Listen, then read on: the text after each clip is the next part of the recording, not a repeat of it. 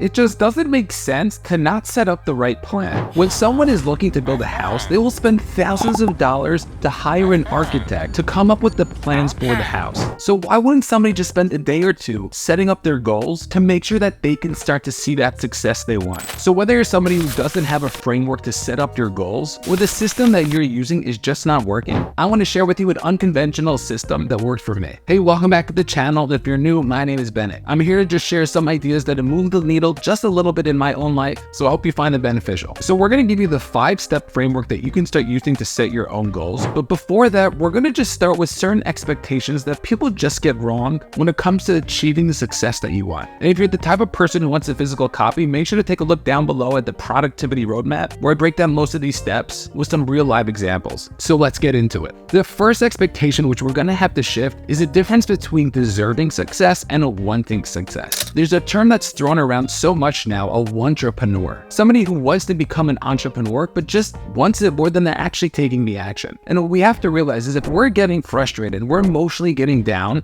because we want something, but we don't deserve it, we're only going to be setting ourselves up for failure. In order to become successful at any goal, whether it's learning to play the guitar or investing in millions of dollars of real estate, we have to have the proper expectation of what is going to happen. And if we could do that, we could set ourselves up for success. Success isn't easy, but just because it's difficult doesn't mean it's not worth it. The second expectation that we're going to need to shift is that since we know it's going to be difficult, let's prepare ourselves. But the only thing is we don't really know what difficult means. You might have a goal to go to the gym 5 days a week, but if your kid or your roommate wakes you up in the middle of the night and then you can't sleep for 2 or 3 hours, it's going to be very difficult to wake up early in the morning. But I'm sure you didn't sign up for that. So understanding that when we say things are going to be difficult, we can't really put an explanation to it. This is an idea I heard from Alex Hormozi, and it's spot on, because I used to be the type of person who knew it was going to be hard and I knew it was going to be difficult, but I just couldn't get myself to get through those difficult times. So if we could just understand, but I just couldn't get myself to get through those difficult times because I had the wrong expectation. If we could start to realize that it's going to be difficult and we don't even know what that really means, when something happens to us, we'll be able to start to succeed and to move past it. And it's why we have to look to get creative. You see, so many times people don't realize when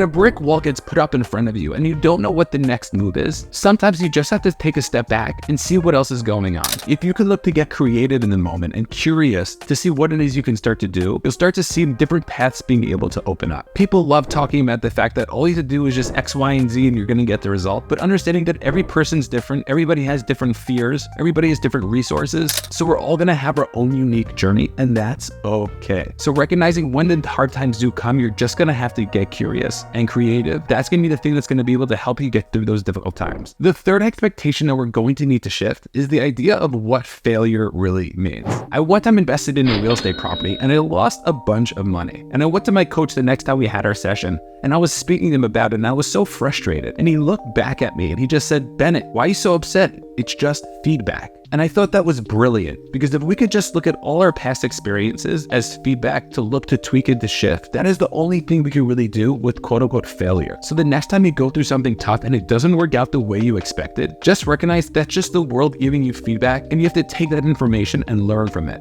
I like to picture the visual of a buoy in the middle of the ocean. It's constantly getting hit by waves and going underneath the water, but because it's anchored to the ground, it's still able to stay up on top. Just know that every wave is going to be the feedback that you're going to get, and as long as you keep learning from it, you're going to be able to move forward and not get so beat up every time something doesn't work out. The fourth expectation that you're going to need to know is that you're not going to be able to do it on your own. Whether it's getting a friend, partner, or coach, or maybe just reading some books, listening to some podcasts, and watching some YouTube videos, you just want to make sure that you have the ideas and support around you that you're going to be able to succeed as quickly as possible. There's no reason that you need to recreate the wheel and start from scratch. If there's something that you want to do, there's probably somebody else who has done it before, and there's no reason why you can't learn from that person. I found in my own personal life, when I was able to hire a coach, that was a thing that really shifted me and helped things move a lot quicker. But everyone's got to figure that out for themselves. That being said, this is why we share all these ideas on our channel. So if you're looking to learn from somebody else's mistakes and you want that accountability, make sure to hit the subscribe button. And the fifth and final expectation is to know that the work needs to get done. So many times we're hoping that things happen, but that dose of hopium is not going to be the thing that's going to help you succeed at your goal. So whether it's breaking it down down into small disciplines and taking action every single day, that's going to only get you closer and closer to your goal. So now let's talk about the framework for the goal setting process. And like I said earlier, this is a little bit more unconventional than maybe other people set goals. And the first time I heard anything like this was from Brandon Turner. Brandon is a real estate investor who owns by now probably over $1 billion of real estate. And this is the framework that he's shared that really helped him start to succeed in his own personal life. The first thing that we want to do is to really look to commit. You see, when most people come into goal setting, they look to try to figure out what it is they want, and then only afterwards they look to commit themselves to the goal. But what we have to realize is that when it comes to commitment, we commit until period. And if we could come in with that attitude from the beginning of our goal setting process, regardless of what we're going to have to do,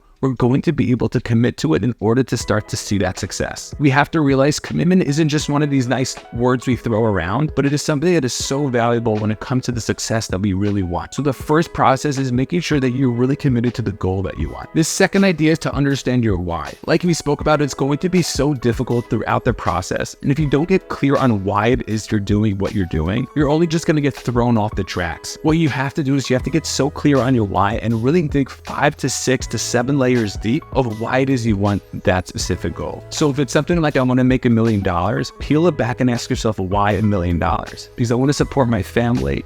Why do you want to support your family? Say, I want to be the best husband or wife that I can be. And if you keep peeling it back down, you usually get to a core emotion. And if you can get to that core emotion, when things are difficult, you'll be able to just tap into it to allow yourself to start to see that success. Having your why is the anchor at the bottom of your buoy, and so many people just miss it. The third step to the framework is, what are you trying to succeed at specifically? So instead of saying something along the lines, I want to make $1 million, or I want to get a six-pack, get more specific. So I want to make $1 million selling baseball cards on Amazon, or I want to be able to get a six-pack while only going to the gym 3 times a week over the next 3 months. Whatever your goal is, you have to get really specific. Because if I told you to meet me in California, but I didn't give you my address, how are we supposed to get there? If we could look to get more specific in terms of where it is and where we're going, that's going to be the thing that's going to be able to help us start to succeed and achieve the results that we want. So many people don't know where it is that they want to go, and because of that, they don't know how to set themselves up properly. Of course, sometimes you're going to have to make things on the fly, but to understand with the most precision, that's going to be the thing that's going to be able to help you get your goals so much quicker. The fourth step is to reverse engineer it. So if I had to ask you, what is a way that you can win in a maze every single time? And the answer is, if you start from the end of the maze and you work backwards, most of the time you'll be able to figure it out a lot quicker. And the same thing happens with our goals. If we can start at the end of our goals and work ourselves back, we're going to be able to understand what it is we need to do specifically every single day. I had a client of mine who wanted to own a couple of 100 rental units, and we really broke down every month what he was supposed to be doing over the next 2 years. But we started from the end and we worked back. And what was interesting is that the week that we were in, all he had to do was just reach out to 3 different real estate brokers, and that's all he had to do. So many times we get so overwhelmed that we need to be doing so much work, but if we can have the right plan and work it backwards, that's going to be the thing that's going to allow us to move forwards and to take the appropriate amount of action